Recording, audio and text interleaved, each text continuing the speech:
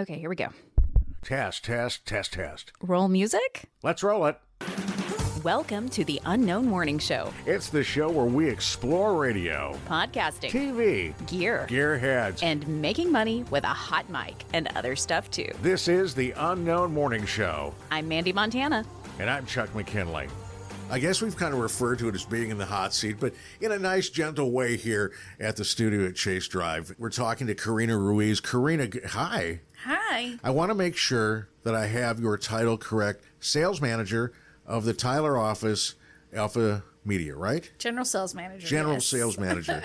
I know, and for some reason I remember this from one of your Facebook posts when I saw it within the last 3-4 years, your 20th. So 22, 23, how many years? 23. 24 this August 1st. If I were to ask you just a simple question, and I've sold once, but it wasn't radio, what makes a good salesperson?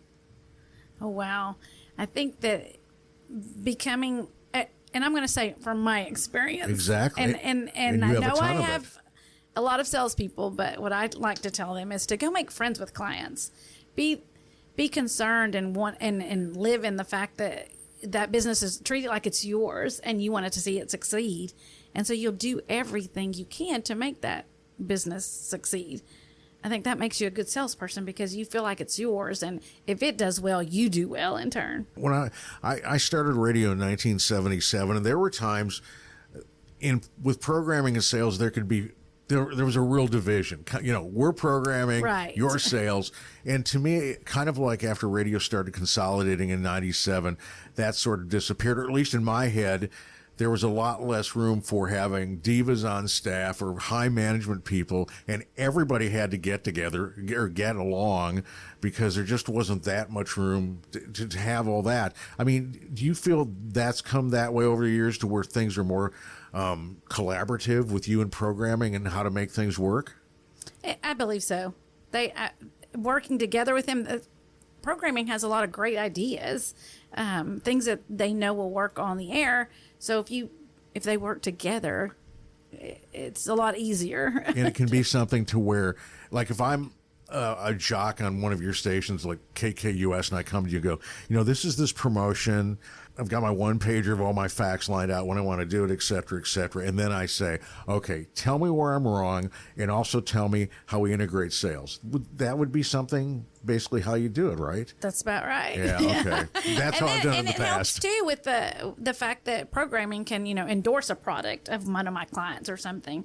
And that helps that client grow. And like I said, part of programming, working with the salespeople and that client with endorsements makes it work a little easier. So one of the things I was thinking about before we started too is in radio on the programming side, you have personalities and sometimes big personalities. I mean, a gentleman that we we still know him because he's in our hearts, Tom Perriman. Yes. And do you think that as salespeople, and you sort of touched on it, that personality, when you're in the field talking to clients, is a big deal as far as its likability, right? Yes. I mean, very much so. Well, Tom was that. 100%. Yeah. Yes. I've never seen a man work the room like he did. Yes. I think I mumbled to myself more than one occasion. I don't believe this man has ever paid for his lunch ever. Anywhere. That's correct. That would be accurate. Tom was cool. Tom was real cool, and I envy him. I envied him greatly because, in my mind, I want to have a career where, when I have to go, I still want to be able to do it in front of a mic. I want that. I want that tremendously. I don't know if it's going to happen, but that's the game plan somewhere. I think with Tom, I've done a little bit of sales since leaving radio. And one of the things that I've learned is that sales is all about that know, like, and trust factor, right? Yes, exactly. And Tom had that in spades Yes. because everybody knew who he was. He was incredibly likable. And within a few minutes of him telling relatable stories with you, Right. especially with his listeners, because they were like his age and they had shared memories, I mean, that trust factor was instant. So it was like he had all that built in. So he had a little bit of an advantage because he was a personality on the air, and he told stories. And that storytelling is a big piece of that building trust and the relatability and the likability. And he didn't have to explain what his product was at all. No, he was the product. We had the joke that if Tom said it was snowing outside, even though it's mid-June, that his listeners were going to wrap up and put on their big coats that morning before they walked out. That's how much he was trusted and liked. Yeah. And like you said, that is a little advantage over but that's why I say working with your PDs or the salespeople, learning that and getting that trust out of their clients, then it makes it for an easier sell. For sure. I loved working with sales team doing endorsements for that reason. And I worked with some really good salespeople over the years that taught me that if I would come in and just be the product, it was easier for them to sell the station because otherwise they don't have a tangible. Right. But I could be that tangible object that could talk about the programming aspect of it or talk about myself or who the listeners were and how I could see them in their store or whatever position it was. Right. And it added some depth and ability for the salesperson to relate. What do you feel? And I've had this conversation over the years with a few salespeople. I remember Jack Benner and I back in the day at KKUS, we were talking value. And specifically on remotes, although I would take Tom. Tom was great at doing remotes. Yeah, he was. He would get there and he would. And you'd think a carnival was happening, and the reality of it was something else. It was the best thing ever. Nothing has ever happened like this ever, and you need to be here now.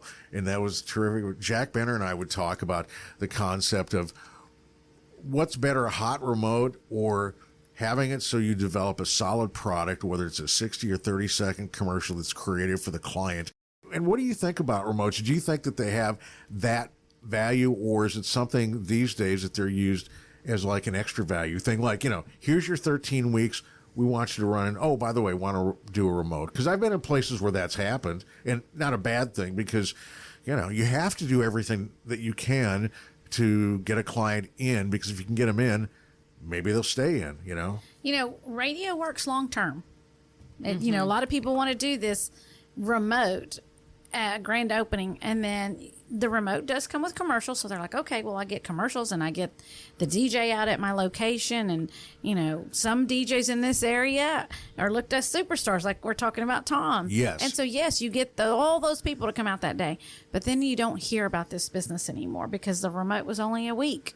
Only those commercials ran only a week. So, yes, it is important to me, and that's the way I would sell, is to sell by 13 weeks, obviously, or more, long-term radio. And then let's do a remote for your grand opening. But this way you're not forgotten. Your name stays out there. And, again, that becomes like what you mentioned, added value, because if you buy 6 months from me, then let me just throw in a remote. Sure. Because you already have the spots. All we're doing is going to pay the talent to be there.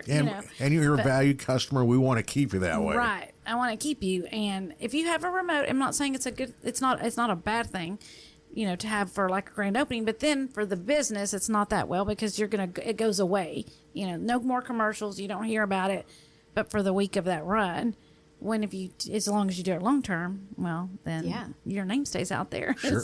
Like you said, we want to keep your business top of everybody's mind, and it can't be unless you advertise with us. Right. The biggest word of mouth there is. You bet. So we met Corinna when we were working at the ranch. Yes. Some of my first memories of you, I'm going to tell on myself. It was like 2 doors down on this street, Chase Drive. And I was a baby DJ. It's my first full-time gig. And you had been a receptionist before you went into sales, right? Yes, I believe I was there for 6 months or 3 months, something like that. And then you moved into sales. And by the time I got there, you were rocking and rolling. Like, you were one of the most friendly, experienced, lovely people that I met. And one day, you or somebody on staff at Invasora brought in tamales. And I had never had a tamale before. And I was like, okay, this is going to be delicious. I love Mexican food. Everybody's so excited because tamales are here and everybody's excited. So I need to have the tamale and eat the tamale, right? Like, I got to be a part of the family. Do you know where this is going? I know where it's going. I think I know where it's going. I told you the story. Keep going. No, I have not heard the story. Go. So I don't remember if it was before my shift or after, but I remember going into the ranch programming office and I've got my tamale. and I'm by myself because I still don't know people very well. I pick that tamale up and I try to eat it like a burrito. Oh. It did not go well for me. No. I Chuck and all. Oh yeah. I was like, what is this? Like, why can't I bite through this exterior? The stuff inside, I'm like trying to suck it at this point, like suck the insides out. This is supposed to be good. What This is happened? supposed to be good. I don't understand what's going on. I didn't tell anybody for years. I'm talking years. We moved downtown, and I mean, it's probably been 4 or 5 years at this point. Somebody else brings tamales in. I'm sitting in the kitchen with them. Did you break into a cold sweat? No, She's watching. I watched. I don't remember if it was you. I don't remember who was in the kitchen with me. Awesome. They opened the husk of the peeled that tamale and ate the insides with a fork, and I was like, "Oh my gosh!" Yes, it you was like take it the off. light bulb went on. Oh, it was delicious. Then I got my tamale and I ate it, and I was like, I understand the goodness of tamales, but for years, I was like, what is wrong with these people? And a lot of people do that, so don't feel bad. Oh my gosh! More it's so things funny. come to light about you now. I know. That was one of them, and I was just like, I the thing is, I adored you. I thought you were so sweet. I don't know Oh, why I didn't thank just you. go ask. Yeah. You know? Yes, I don't know. I don't I'm know, but surprised. I think I was just embarrassed and trying to be one of the adults because everybody around me was just a little bit older. I was just fresh out of college. And so I wanted to be a part of things, and I didn't want to be perceived maybe as ignorant. Oh, no. I'm thinking, and so I guess I was too embarrassed to ask, but I mean, everybody made me feel so comfortable. You're I don't right. know I've why. known you this long, and I've never heard that story. Yeah. So you did keep that. I thought you were going to talk about going trick or treating with our babies. Oh, I did love that too. I did. I was still like, I don't know. I guess I still have my prom dress in my closet because that's what I wore trick or treating with your kids. I dressed up as like the fairy godmother. Yes, you did. And oh gosh, Ryan was a Power Ranger. I don't remember what Brooke was dressed up as, and I think Amy's daughter was a witch. Chloe was a witch, Who or was Brooke the was. You were the princess in I the was yellow a princess dress. in the yellow dress. Yeah. Yes. Pictures? We do have pictures. I think there's pictures yes, somewhere. there is. Yeah, we'll have to dig those up. Yes. But yeah. It was really funny. Yes, that's how it's been a long time. My babies were babies. And, I know, and now your babies are having babies. babies, one so far. Yes. Oh. But yeah, that's been, oh gosh, Corinna, that was probably 2005 or 6. Probably 2005. It was probably that Your fall. mind is way younger than mine to remember. So and then I'll be 19 aging years. myself here. If I do. Ooh. Yeah. Anyway, it's been a lot of fun. I'm so thankful for your friendship. But that was, Oh, yeah, me too. that was such a bonding experience. Without knowing, I didn't know that the tamale issue. No. Until today. I was too embarrassed to tell Wow. anyone. And you shouldn't have been. Like I said, being Hispanic and being around tamales and Yeah. bringing them in front of people for the first time, I've kind of had that a lot happen. Have you? I'm feeling so much better now. I was so scared to tell anyone. Wipes the sweat from her Done. brow. It's done. Yes. You know, and I think when I first in the first iteration of the ranch before Tom was there, I believe when you first got on sales, I think you were my translator on Koye spots because I would get in, I would put something on Cool Edit, and something had to be cut out and tagged or something, and you would go along and say cut, and then I'd put it together and I'd go, okay, is this right? And you were my translator. Oh, I don't know if you remember that or not. I barely do, but that was, and the booth was like, I mean, probably 4 feet wide. It was the first production Yes. area. It was really, really tiny, and I was just sweaty because I uno dos tres cuatro, and my Spanish is shot. So I would bring you in there, and you would kindly go, okay, cut this. It'd be like, we had a 60-second commercial making into a 30. You go, okay, thank you. Well, I'm glad I could help. Yeah, I think Tom had to have been there, though. Tom and I started, even though he had a radio history and I had absolutely zero. Mm-hmm. We started on the same day with Waller back then. Yes. Yeah, we started on the same day. I thought that I remembered that. Yeah, Because he would always celebrate together Yes, on he the would. 1st of Our August. anniversary, he would. Yes. We'd go to dinner. My husband and Miss Billy and Tom. Yes, because we had to celebrate our work anniversary. Again, he was a legend already. Sure. And I was just stepping out of 12 years in a dental office, so to come to radio, which was something Yeah, that's I a never big transition. A huge transition. Why did that happen, Corinna? My kids were little. Brooke, I believe, was 6, and so Ryan was 8. And I loved the dental work. Loved the dentist that I worked for. But they would go, him and the wife was the hygienist, and they would go to all the little school plays, and they just X out for a client. Mm-hmm. But I'm this dental assistant, so I was always at the office while they left, to go do those things. So their children were little, and they were going to all those things, and I'm like, I'm missing all that with mine. I mean, like I said, they were young, kindergarten, first grade, so, and I wanted that. And one day, on Wednesdays, he would close, and I would go up there to get things ready for Thursday, make deposits, clean up, filing some insurance. And so I was playing with the radio, and I heard a Spanish song come on. I was like, wow. I was born and raised here, but Spanish music was not heard on the radio here. You had CDs, or you had cassette tapes, or whatever it was back then, or a family event that you went to. And so I was surprised, and so I left it on that Spanish radio, but it was just music and music and music. And then I kept telling people around here, there's a signal that is putting on music in Spanish. They're like, it means a Spanish radio's coming. They're just putting it on.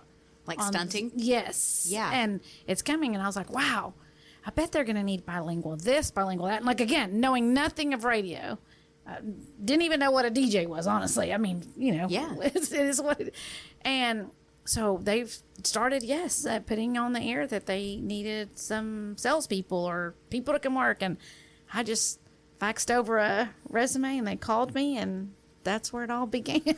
And so you started as a receptionist, right? Yes. I know they were saying they were hiring for sales, but by the time they interviewed me, they had 2. And again, this was a brand new station, so that's all they needed at that time. But they said, but obviously we have this Spanish station, and obviously we're probably going to get calls from Hispanic people, whether they're winning tickets or anything that goes on. Can you be a receptionist? And mind you, the dental office, I was hands-on, visited with people all day long. I loved my clients, that kind of thing, my patients at that time. So I was like, wow, just answering the phone. That's not really what I want to do. Mm-hmm. But I thought I'd get my foot in the door, and then I'll move into sales. Mm-hmm. And so I went ahead and took it, and that's exactly what happened. I was only there probably, I believe it was 6 months, if not 3, that I did reception, and then I was kind of thrown into sales. And that I just kind of ran with it. I didn't know what I was doing, and I really didn't have anybody. But you were excited. Yeah, to train me, but I just kind of fought. The time that I was on the desk, I was telling the story to one of our new employees now, that back then nothing was done on computer. Now we have Wide Orbit and everything else, but everything was handwritten. And so the salespeople were running in and out all day. And I said, can I help you? Can I help you with something? And then they would have me write up their sales orders while they continued to sell. And just reading the sales orders, I'm like, okay, well, this is how many commercials, and this is what they're charging. And it's, I kind of just started figuring it out on my own. And then one day, a phone call came, and somebody wanted a remote. Yeah. And no one was there to take it and everything. And I kind of pitched it and sold it. And they let me have the commission on it, and they said, okay, well, move over. And Tom, would tell him too, you're just wasting that girl's time up there. She's bilingual. You have a new Spanish station. You need her out there on the streets getting this up and running, So he was another factor of pushing them to let her go. And they let me fly. They just kind of threw me out there, and I just kind of figured it out on my own. That's and awesome. Here I sit 23 years later. But you know what? Sometimes that's the only way to do it. I mean, I did cable sales back in 90. I was between radio jobs, and we'd been in Minnesota for a while and getting back to Texas, so I spent a year doing cable. I was kind of the guy, we would do freelance stuff in different markets. And the one thing that I learned right away is if you're not in the field establishing relationships or pitching sales, you're not going to get it.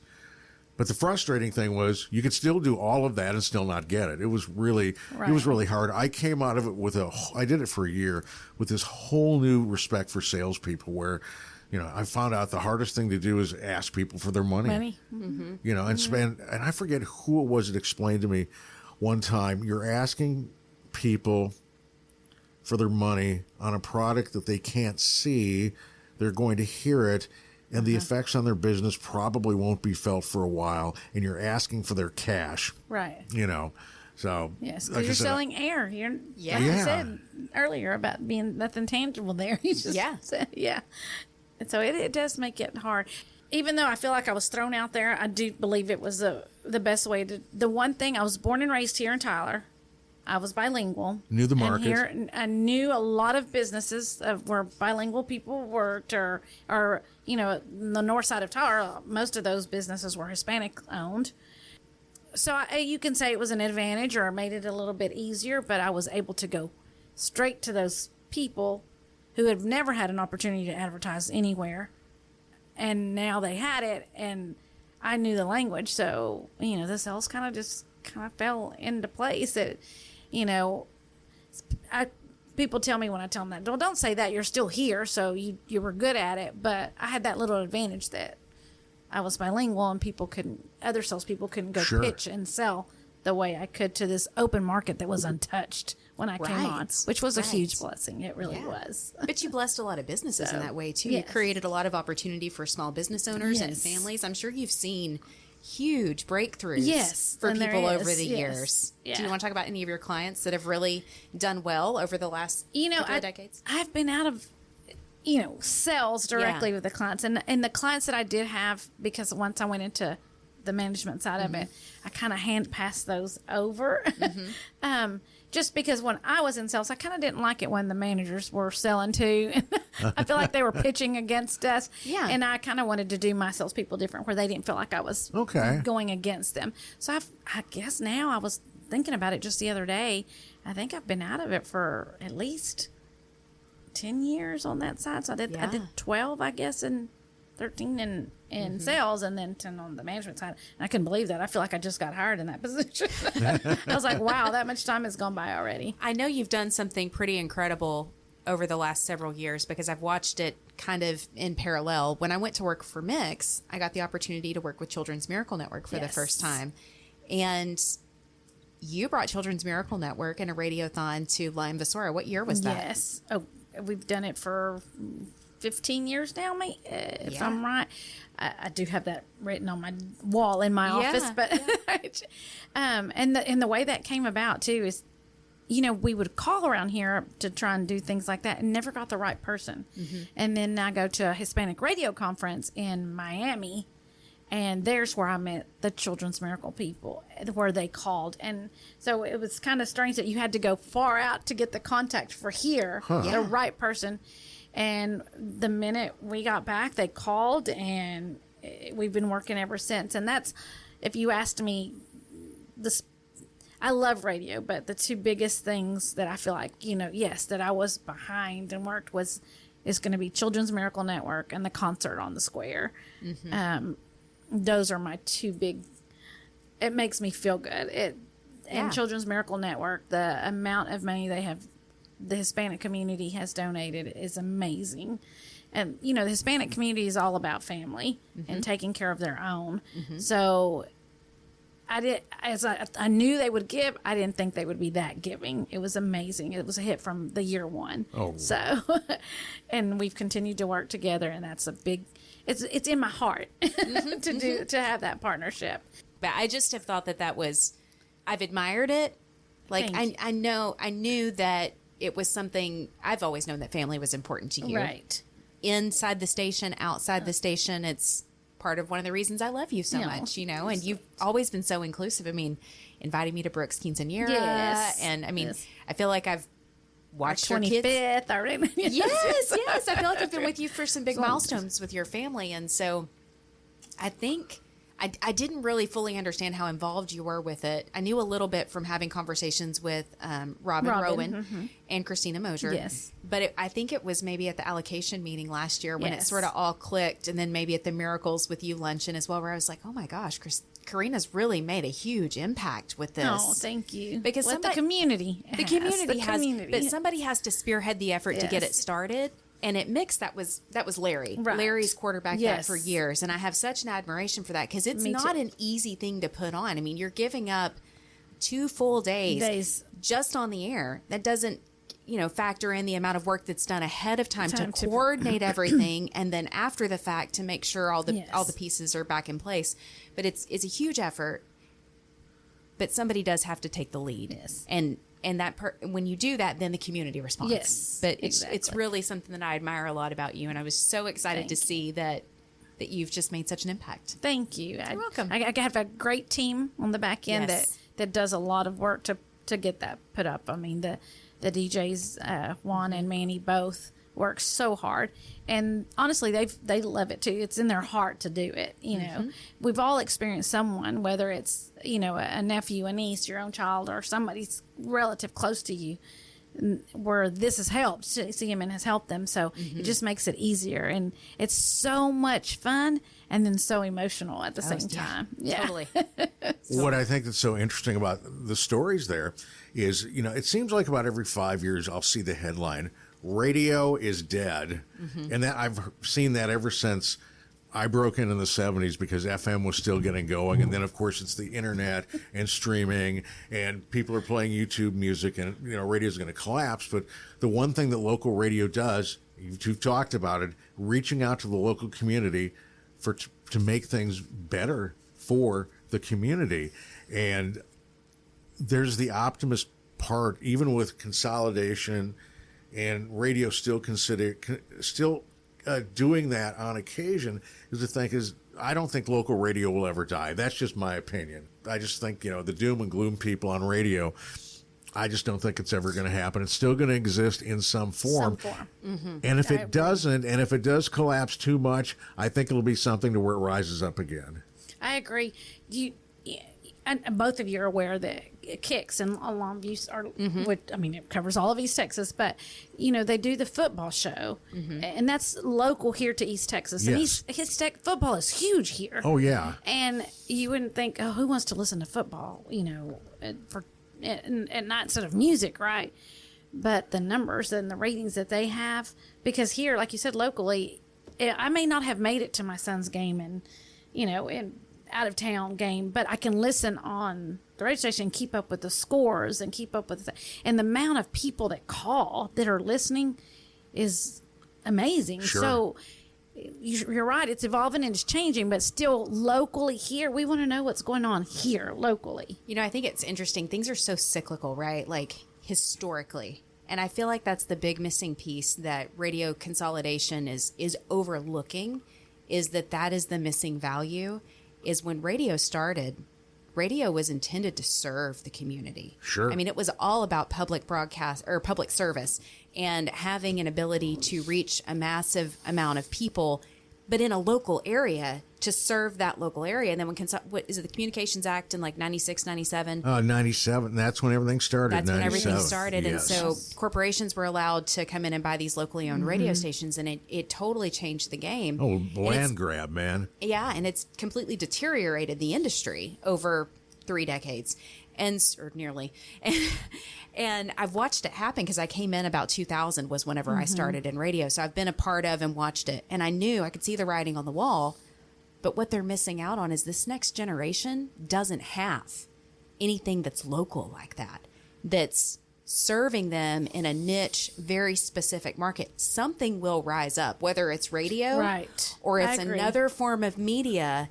They're going to flock to something that's localized and personalized, especially after like the sociological and psychological impact of the pandemic, where it's divided us so much and separated us. There will be something.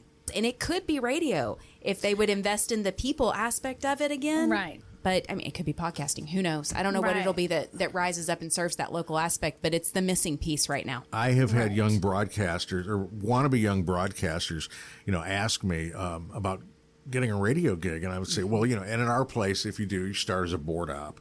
And we have one of our guys actually transition after John Sims passed. Jared Jones went from board op, and he does news. He's 21 years old. He sounds great. And I said, be prepared. One of these days, somebody's going to call and say, what are you doing there?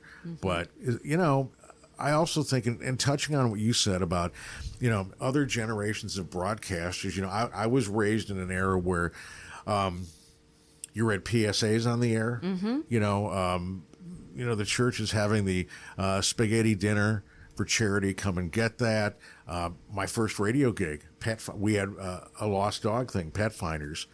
My dad used to just tease me to death because I'm on this rock and roll station, and the very first thing I would say every night, it would be Pet Finders.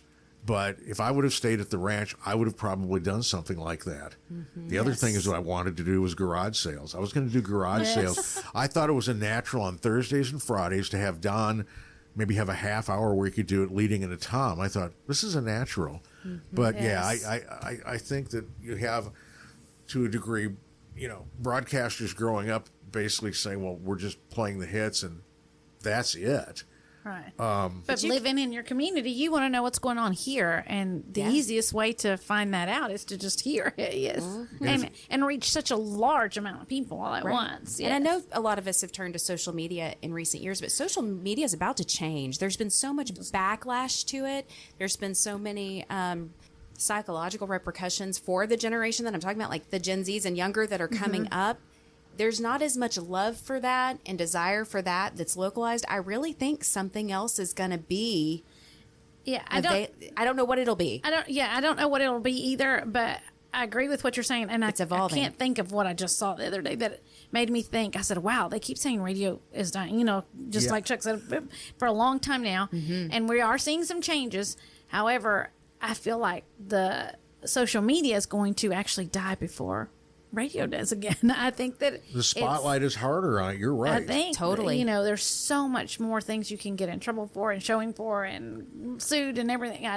And the talk that I'm hearing, I'm like, oh, they're probably going to kill social media before we even kill, like I said, radio. So I do believe that we may be taking a little hit right now, but I don't think it's going to go away fully, and then it's going to end up having to come back. Yeah, I hope so. I'd love to see local. Yes, live and local talent again, and yes, and the community service aspect of it. That has been the most enriching part of my career. Right, is the relationships that I've made within this community, and the things that Chuck and I did at the ranch. I mean, we worked with like 4 or 5 different organizations that we raised money for as a part of promotions. The East Texas Food Bank. Yes, we did Relay for Life. I know I'm missing it. Like they're not coming to mind. I think a lot of stuff. So many. We did a lot of food bank, and I remember we were talking about, and that is, well, people have to eat, so let's do this. Yeah, Jill with Jill. Whatever. For homes with the dogs. Gail Helms. Gail Helms. Pets for People. Yes. All of those, Yes. we did on the air, and again, it's all for our community here. Right. We didn't charge people for those No. things. In fact, no. we were asking the community to give to help serve each support those other, things, to help yes. support each other. And I think that that's a really powerful aspect that people overlook. Right. When I was at 99.3 and I was doing mornings with Terry Miller, we would have Gail in every week, mainly because we loved having dogs run around. You remember that, Mandy? Yes, I would. Who big doesn't challenge. love Pet of the Week? I know. Who doesn't want to Right. see or hear about this cute, cuddly little animal that needs a home? I know. Yes. And, we've had what we always say, although we've had a lot of storms here now lately here and actually hit Tyler. Yes. But we always thought, the tornadoes were around Tyler. But those outward communities, when they needed stuff and shelter and water and things, we would immediately involve the community, immediately go on the airwaves and tell the community what's happening. And then we would have them bring all this stuff to the station. All of a sudden, we'd be covered we up would with be stuff. covered. We already had to say, okay, no more. We can't take any more out there. But that's what radio gives you, is that instant means to help and to, again, reach thousands of people to be able to help other peoples in our community right away. And not to be cynical, but the instant part only happens if you have live local bodies at the station. Exactly. Sure. Exactly. I mean, otherwise you're delayed a little bit. I mean, it could be 15 minutes, but I mean, there's something powerful about seeing that person that you talk to on the air that asked for water deliver the water locally Yeah. too. Right. And we've seen that. So, I mean, across all the stations that I've worked for in various aspects have done something along those lines and given back, and it's special. And I think the talent on the air, for the most part that I've worked with, they want to be part of it. Yes. They appreciate Yes. the service aspect of Right. it. Not, I mean, we all need paychecks. We got to eat. Yes. Yes. Of course. But Big being fan of involved, that. yeah. But being involved it's fulfilling. Yes, it is. Yeah. And I think for us, when we work together, Mandy, on the ranch, I think and correct me if I'm wrong, I think all of our promotions had that hook where it was, whether we were doing a country showdown, it was like, come buy your ticket. Remember, get your ticket. Also bring some canned goods because it goes to the food bank. And I think we did that for almost everything. Just, it was something to where we could tell the community, thanks a lot for participating now. And then, later on, we would always run like, 30-second PS, 30 seconds of thank you promo that would run. I would usually run it 3-4 days. It's important to thank the community, thank sponsors. That's right. Yes, I mean, to me, it's like call letters. You're never going to have a sponsor say, you thanked me too much. Right. That's so true. I'm sorry. I think, You went overboard there. Of course not. Yeah, but I think one of my favorite stations, it's kind of in the local realm, but and I haven't heard it for a little bit, but KMOO in Mineola. Mm-hmm. Yes. Especially when Jason Hightower owned it, God bless him, it was, it was a little bit of classic country, some new stuff. You would hear like the 16-year-old high schooler doing the trading post at 6 at night, maybe having a tough time on the air, but I'd always think, well, that was me when I was 19, and they're getting their start somehow. And I always thought it was just terrific that, Jason was like, well, people have to start. They have to learn. Mm-hmm. They got to get thrown in the deep end. You know what I mean? And I always thought that was great. I mean, for that. So like you all were talking about, I miss, as far as local radio, having public service announcements, just basic stuff. But I mean, we could add them to the podcast. Of course, why not? Do you want to add some public service announcements to the podcast? I mean, we have the sophisticated ability to do that if we wanted to. You have the sophisticated ability. But you know what? And seriously, I'm being totally serious. I am too. If we set up a specific web page, yeah, we could. It could be something to where, I'd manage that. What am I doing? You can do your garage sale stuff. Yes. We could. What am I? Yes. Man, I'm the guy that said, I don't want to get home from work and do more work. Hey, but we could charge them for the garage sale ads. That's right. We don't charge them a lot, but if they want to, pay $20 to run their garage sale ad on the podcast, we could do that. Okay. This week's garage sale is at. I mean, think about it. If you've got 10 garage sales, that's right. That's $200. So, thank you, Mrs. Soprano. It's like Edie Falco is talking to us over there. Again, nothing is free. We all have to make money. And you're the person to ask because on websites in general, and especially when I was at the ranch, there was the big deal about we want to make money on the websites. We want to make money on the websites. And it's still a big. Yeah. Yes. I've always thought, and this has nothing to do with local radio, I've always been surprised, incredibly surprised, that the internet never went the way of cable, where you had like tiers. You'd have like entry stuff where you get like maybe basic news. Second level was this, third level was like, whatever. But I was always surprised that, it never, like your cable provider would say, well, here's your internet key, but if you want this. I've always been surprised it's never gone that way. And I want to ask you this too, because I know that when, you were at Mix, they had it set up to where if you put, like a particular article on Facebook that had so many hits, so many impressions. Did the stations make money on that, on hits and impressions? How does that work? I'm not really the expert to ask on that. I don't think it's the Facebook aspect of it. The interesting thing about Town Square is they got into the digital game really early. Yes, they did. And so they have digital properties that aren't even related to the radio stations, like popcrush.com, screenrant.com, and a few others. And so what they do is they have contributing writers that write for these websites primarily about like Pop Crush would be pop culture, celebrities. What are the Kardashians music. doing? Yeah. But also, hey, Justin Timberlake just got a DUI, so we've got to cover that situation too. The interesting thing about the way they've worked that is they have writers for those, and then what they do is they pipeline all of that out to their pop radio stations. Like you subscribe to the Pop Crush feed, and then it'll immediately pop up on your local station's website. Wow. So then the DJs have that content that they can directly go back and say, hey, if you want to If you want to know what Justin Timberlake said to the cop whenever he was arrested, go check it out now in the Mix 93.1 app. Okay. Or whatever. So they get the impressions that are mapped back to that website or to that station app. So that's where that's happening, and that's where the sponsorships and stuff are sold. Facebook is more of an opportunity to draw in more people to click the links to go to the website or to go to the app. Okay. Right. Does that track? Yeah. Yeah. As my eyes fog over, yeah. I mean, it was. Can I have my third cup of coffee, please? Yes, of course. Yes, of course. But you're only getting the flavor that I have. It's the one flavor. What is almond macchiato, or what is it called? Cinnamon dolce. I was close. Yeah.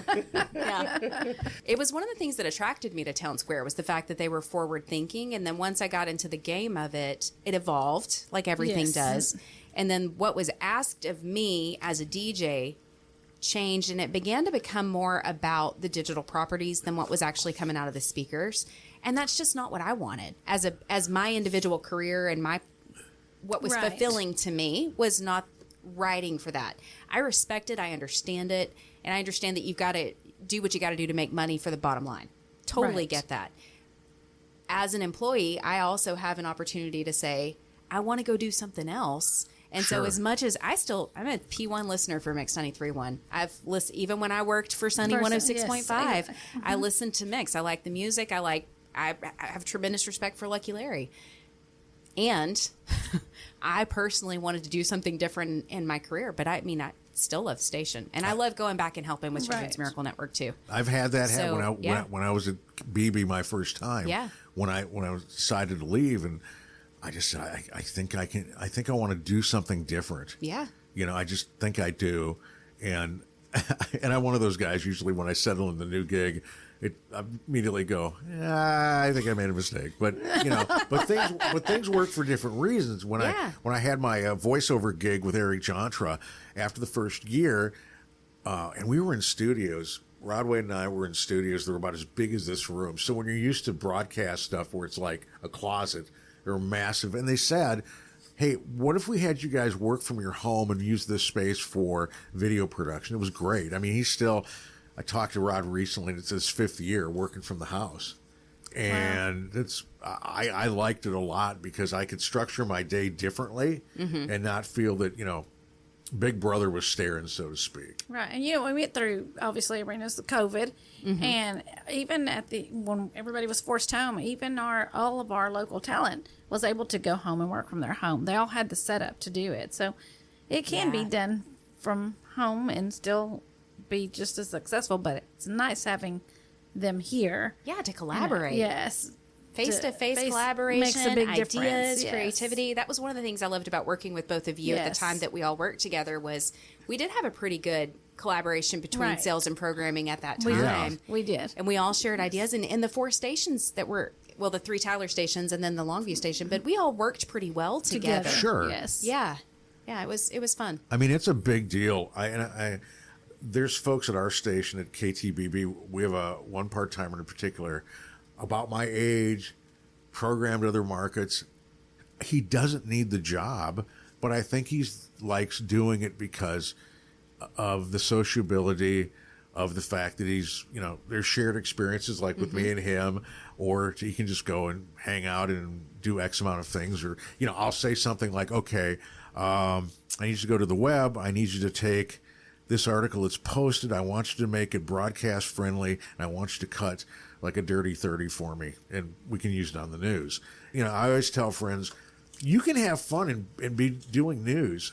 The same muscles that I would exercise as a music director do the same things. What's your most important story? What kind of shades of the story? This week it was the debate. And then little things would break, like, Uvalde still has story that's developing, on that. So I just find all of that, as it was happening, it's like I sat there Friday, and when I put together the 5 o'clock for our guys, there's like 20 stories, and I'll give them notes, and I'll say, okay, you have 3 stories on the debate, and also you have 3 other stories on Supreme Court news. So put that in, and then there's like another, debate type-ish story. You may want to hook this into here. So I don't know. I just find it's the same thing as it is as a music director. So to me, that's fascinating to be able to do that. And I take great pleasure in still be able to be in the radio. Look, you've been doing 24 years. Almost. Yeah, coming up on it. Yeah. I mean, If they keep me till August first, I feel like August might be the new November. Oh, yeah. I mean, just because a lot of companies have gone to a September financial calendar. Yes. Oh. Yes, and we are. Are you? Our corporate is a September financial Yeah. calendar. So, I mean, so it's interesting sometimes that it seems to have shifted a So bit. if we make it to August 1st, I can say 24. Excellent. But I have to say, I appreciate y'all inviting me, and I'm like, what do I have to say? But if I said anything, what we're talking about, radio being live and local, I was born and raised here in Tyler, of Hispanic descent. So yes, I'm fluent and bilingual. My parents kept that with us. So even though when I was born, because without saying, I mean, they know I've been here 24 years, and that I have a grandchild. So You're 24, right? Yeah. You started as an infant. Yes. Yes, that's it. So I'm aging myself, but we kept both languages, very fluent in both.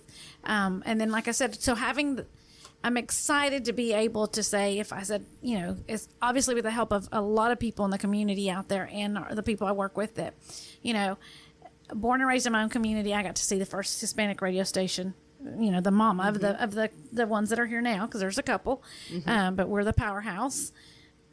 Be part of that is amazing. Yes. The first Hispanic concert at the East Texas State Fair, and we've been doing that for almost 12 years as well. Got chills. That's awesome. Yes. Wowzers. And we've been doing that for our community. And the first Hispanic Radiothon here in East Texas with CMN. So there's a lot of firsts there that, like you said, there was a little mindset back there, had an idea that their community needed and was able to see that grow. That I'll always have dear and close to my heart, and very a part of radio that I can say I was a little part of that, because there's a lot more people behind the scenes that help those things happen.